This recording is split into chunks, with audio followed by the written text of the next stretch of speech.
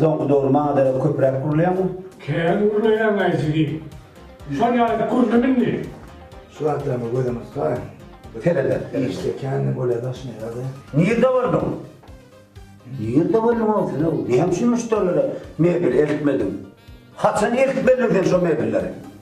Bana cun etmedim de. Ne hemşin eritmedin? Bugün ne açıncın? Çekme. Dördüncü olmaz. Dördüncü. 3 gün oldu. Ne hemşin etmedin? Bire bak ha. Katı oğlan. Bak yürü. Medvemin istedim ben. En iyisi bilen var mı? Nelerden mi? Çıktı yani o. Asıl bir sunaydım, işte gidecek onu. Çıktı ya! Dinle bile bak be. Ben dinle bile bak. Sen su adresi dinle ben. Dinle bile bak. Bak gözüm görmedim yürü. Çek be aç kır. Bana mı çıkar acı yani? Dinle ama.